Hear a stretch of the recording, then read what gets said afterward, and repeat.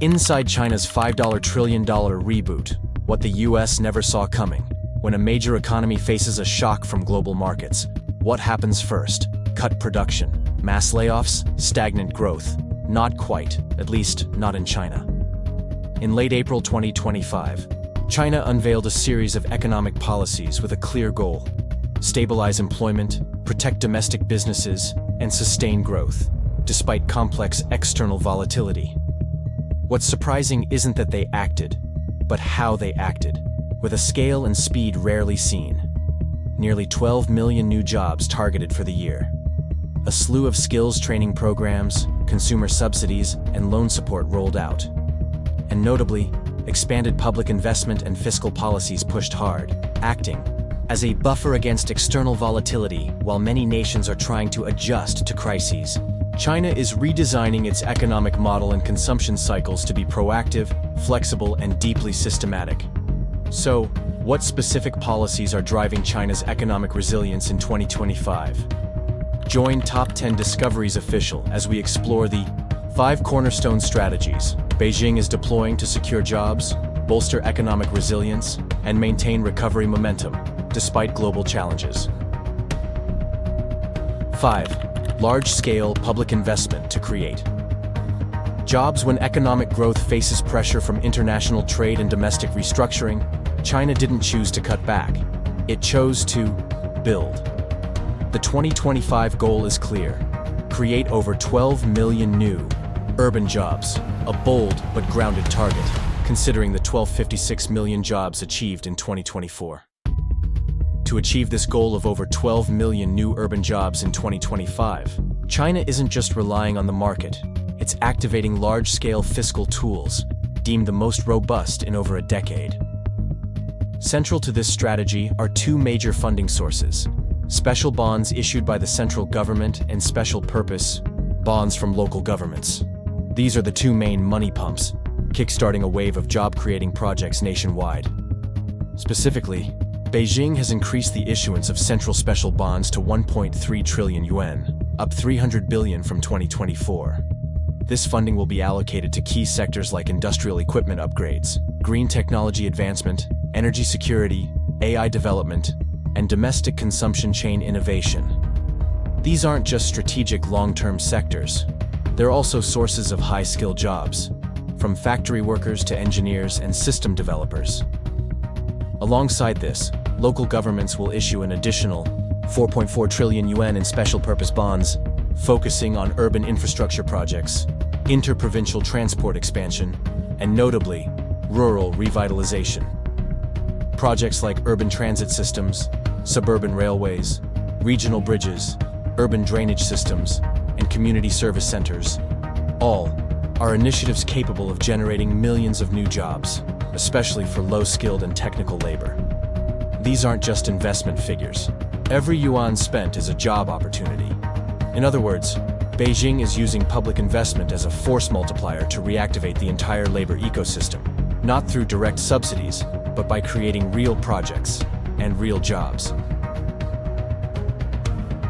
A notable difference in China's 2025 job strategy is the clear prioritization of the most vulnerable labor groups, those often left behind in economic transitions. Instead of pursuing numerical growth targets mechanically, Beijing is designing targeted policies, ensuring each demographic group has access to opportunities matching their circumstances and capabilities. Migrant workers, the backbone of China's manufacturing, but also the most prone to job loss during transitions, are being integrated into rural infrastructure and peri-urban development projects, where they can work closer to home while accessing basic social services like insurance and short-term training. For young people, especially recent graduates, the government has set up incentives for businesses to hire, including per-head subsidies. This not only tackles youth unemployment, but also motivates the private sector to join the broader recovery strategy. For those previously in poverty and recently lifted out of support programs, the goal isn't just temporary jobs, but long-term reintegration into the local economy. This is achieved through district and county-level public job networks and training tailored to real-world demand. This is a socially engineered approach, where jobs aren't just a statistical metric, but an active tool to narrow inequality and strengthen community welfare. Innovation in this job strategy doesn't stop at policy.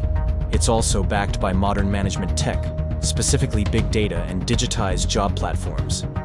Instead of reacting slowly to labor market shifts, Chinese authorities can now monitor real-time unemployment rates in each locality, enabling early warnings and more flexible policy allocation. Beyond monitoring, integrated platforms linking market data with vocational education systems help match hiring needs with existing skills at the provincial and county levels, offering reskilling or career transition guidance to millions, especially unemployed youth post-graduation. Jobs in this system are no longer a random market outcome. They're the deliberate output of a data-driven, proactive policy system. 4.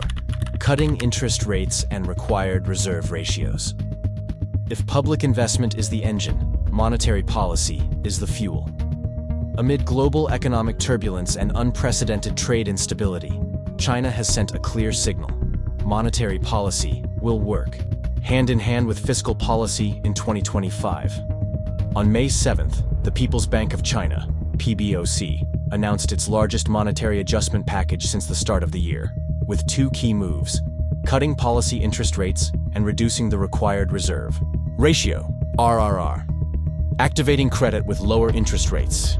First move was slashing the 7-day reverse repo rate, a key tool for managing short-term banking liquidity, from 1.5% to 1.4%, effective May 8, 2025. Though the cut is just 10 basis points, in the current climate, it's a clear policy signal that the PBOC is ready to lower borrowing costs to support business investment and encourage consumer credit access. In an economy where many small businesses are restructuring post-trade disruptions, access to cheap capital can be a lifeline. Injecting large-scale liquidity via RR cuts. The second, and arguably more significant measure, was reducing the required reserve ratio for commercial banks by an additional 50 basis points, effective May 15, 2025. Per PBOC estimates, this cut will release about 1 trillion yuan, roughly 138 billion USD, into the banking system. The average RRR post-adjustment is expected to drop to 6.2%, the lowest in years. With this newly freed capital, commercial banks will have more room to ramp up lending, especially in priority sectors like technical infrastructure, high-tech industries, and small to medium enterprises. Coordinated policy. Monetary support for jobs and growth. Unlike previous periods when monetary policy focused on macro stabilization, 2025 marks a sharp shift in the PBOC's role: proactive management, rapid response, and targeted support. By lowering capital costs and boosting liquidity at the right moment, these measures ensure financial conditions for public investment projects to start on schedule, enhance credit access for businesses recovering from supply chain crises, indirectly support job creation goals by unlocking production and business activities at the grassroots level. This is a form of stealth acceleration, not through direct subsidies, but by making money cheaper, more available, and directed where it's needed most. Beyond domestic support, the timing of these monetary measures, just before trade negotiations, also reflects Beijing's strategic calculus, gaining momentum in a volatile international economic environment. In practice, this calibrated money injection is helping China maintain stable metrics. Urban unemployment remains controlled at 5.1%. In early 2025, domestic credit is steadily rising again in central and western regions, prioritized for infrastructure spending. Inflation isn't spiking, as credit packages are, primarily channeled into production rather than fast consumption. 3. Boosting domestic consumption. If public investment is the driver for job creation, domestic consumption is being pushed by China as a second accelerator in 2025. Facing trade tensions and deflation risks, Beijing has committed over 5 trillion yuan, equivalent to 4% of GDP, to stimulate public spending and ensure domestic demand is robust enough to sustain growth. Standout in this stimulus package is 300 billion yuan in shopping subsidies, focused on consumer goods renewal, purchasing electric vehicles, household appliances, and energy-saving devices, trade-in programs with direct incentives, applied nationwide. This is a one-touch demand boost, helping businesses clear inventory, enabling citizens to upgrade consumer assets, and injecting cash directly into the retail system. Behind consumer spending is income, and China is boosting income through large-scale public investment. 3 trillion yuan in central bonds for innovative industries. 4 trillion yuan in local bonds for infrastructure and transportation. 100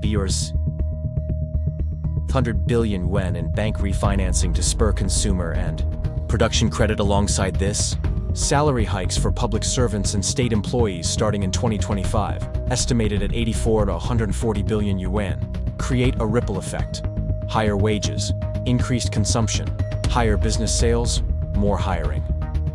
To achieve all this, China raised its budget deficit to 4% of GDP, roughly 5.666 trillion yuan, the highest in a decade. Unlike the usual play-it-safe approach, this time Beijing is opening the fiscal floodgates, channeling state capital into household economies to reduce reliance on exports amid global volatility. Beyond driving spending, these consumption packages also act as a cushion against deflationary pressures. When goods move slowly, prices drop, and businesses cut production, economies can spiral into decline.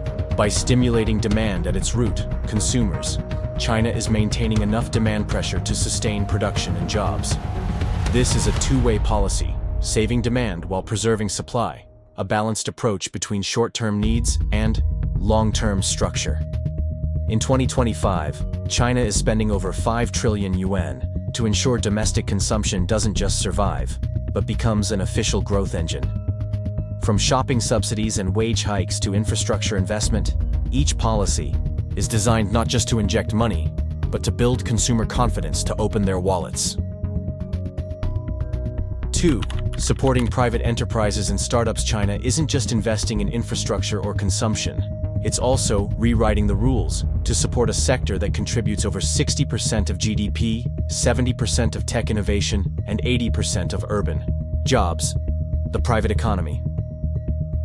On April 30th, 2025, China's National Congress officially passed the law on promoting the private economy, with 78 articles, effective May 20th, 2025. This is the country's first ever law aimed at comprehensively supporting private enterprises and startups. The law is divided into 9 chapters with key focuses. Fair competition. No discrimination between private and state-owned enterprises in market access. Accessible financing. Preventing unfair loan conditions and lowering credit barriers for startups. Innovation incentives. Supporting private firms in joining tech projects and national innovation programs. Rights protection. Preventing local power abuses, ending hidden fees, and stopping unreasonable inspections. Support services. Providing consultation, training, and administrative reforms to ease compliance burdens. More than a legal tool, this law is an official declaration from the central government. Private enterprises are a legitimate pillar of China's economy. The first direct meeting between President Xi Jinping and entrepreneurs like Jack Ma and Lei Jun, Xiaomi, in February 2025, after years of absence, is strong evidence of a policy shift from control to support. The law also lacks retroactive enforcement, easing businesses' concerns about legal risks from past decisions. Though debates persist about local-level enforcement, if executed well, this new law could unlock a new wave of tech startups with more open financial conditions, healthier competition between private and state-owned enterprises, sustainable long-term growth, as the economy doesn't rely solely on public investment. Especially amid trade wars, when export firms struggle, domestic-focused private enterprises are the most flexible buffer, helping China's economy absorb shocks and recover faster. Clearly, the law on promoting the private economy is an essential institutional piece in the 2025 recovery puzzle, not just to support small businesses, but to send a message. The private market remains China's primary growth space. 1. Advancing industrialization and tech innovation as the global economy grapples with disrupted supply chains, trade protectionism, and slowing growth. China is choosing a different path, advancing next-generation industrialization, paired with high-tech and green energy. At the heart of this strategy is the national program Made in China 2025, once thought to have faded, but now back as the backbone of post-COVID, post-geopolitical growth. 9 years after its launch, Made in China 2025 is no longer just a plan, it's an economic reality. From EV factories to lithium battery production lines and smart charging stations, China is cementing its status as a 21st century industrial powerhouse, not just through output, but through innovation capacity. According to the latest stats, China's EV industry sold nearly 13 million electric and hybrid vehicles in 2024, accounting for 40% of total domestic vehicle sales, a figure far surpassing any other country per CNN Business May 2, 2025. Total investment tied to MIC 2025 from 2018-2024 is estimated to exceed $1.4 trillion USD, including both government and private capital, per Bloomberg, October 2024. In energy, China leads globally, accounting for 2/3 of global investment in energy transition in 2024, around $2.1 trillion USD per time. 3 pillar sectors include: first, electric vehicles, the ace in MIC 2025 sleeve. China has become the world's largest EV production and consumption hub. Companies like BYD, NIO, and XPeng not only dominate domestically, but are expanding globally. Initial subsidies, 2015-2022, got the industry off the ground, while now, fast-charging infrastructure and tech like battery swapping stations, 4,000 announced by BYD for deployment by 2025, are shaping the next generation of EVs, per BBC Future, May 6, 2025. Second, artificial intelligence, AI, more than a trend, AI has become a strategic tool for Beijing. Since 2017, China has invested billions annually in AI research. The National Innovation Fund, 1 trillion yuan, 138.2 billion USD, and National AI Fund, 60 billion yuan, 8.2 billion USD, have laid the groundwork for thousands of startups and R&D labs. Tencent, China's tech giant, spent 39 billion yuan, 5.4 billion USD, in Q4 2024 alone on AI initiatives. Per Reuters, March 19, 2025. New names like DeepSeek and Zhipu AI show China isn't just catching up, it's starting to leap ahead. And finally, renewable energy alongside tech, Beijing is also pursuing sustainability goals. China hit 1.45 terawatts of renewable capacity by the end of 2024, beating its 2030 doubling target by 6 years. Solar energy alone reached 1.38 TW, potentially surpassing coal by 2026, per carboncredits.com, 2025. State-owned giants like China General Nuclear are leading massive projects including floating and offshore solar farms with hundreds of MW in capacity. This tech innovation strategy has a dual impact: globalization on China's terms. As China exports EVs, charging stations, solar panels, and AI platforms to Asia, Africa, and Latin America. They're not just selling products, they're exporting industrial standards, pressuring Western rivals. From the US to Canada, EU to Japan, a wave of tariffs, subsidy probes, and tech barriers is emerging. But China's development speed outpaces most responses. However, this model isn't immune to risks when facing geopolitical tensions, especially US AI investment restrictions, Reuters, October 2024, which are curbing some critical capital flows. Infrastructure connectivity issues. Despite huge renewable capacity, clean energy isn't always optimally integrated into the grid due to coal prioritization, per Reuters, April 25, 2025. Made in China 2025 has passed a decade and is no longer a controversial name. It's an industrial reality reshaping global supply chains. With a mix of central planning, private investment, and massive production capacity, China isn't just producing more, it's producing smarter, cleaner, and more strategically. While many economies are hunkering down, waiting for inflation to ease, supply chains to stabilize, or trade conflicts to subside, China is taking a different route. Act early, act big, and act systematically. From investing over 5 trillion yuan to boost consumption, to cutting interest rates and reserve ratios to inject liquidity. From issuing special bonds for infrastructure and tech, to enacting laws protecting private enterprises, Beijing is rolling out a comprehensive policy ecosystem to tackle global volatility and solidify its long-term position. The crux isn't the scale of spending, but the strategic mindset. China isn't just creating jobs, stimulating demand, or stabilizing finance. They're restructuring the economy from labor markets and core tech to sustainable energy, while shifting soft power through supply chains, industrial innovation, and global standards. In the 21st century, power doesn't just come from military might or foreign reserves. It comes from the ability to align public and private resources efficiently and transform economic structures faster than the rest of the world. If you were a policymaker, how would you respond to a comprehensive economic transformation model of this scale? Share your thoughts in the comments below, like if this analysis brought you a fresh perspective. Don't forget to subscribe to catch more geopolitical and economic strategy reports from Top 10 Discoveries Official. Top 10 Discoveries Official will be back with more jaw-dropping discoveries, monumental projects, and untold stories from around the globe. See you next time.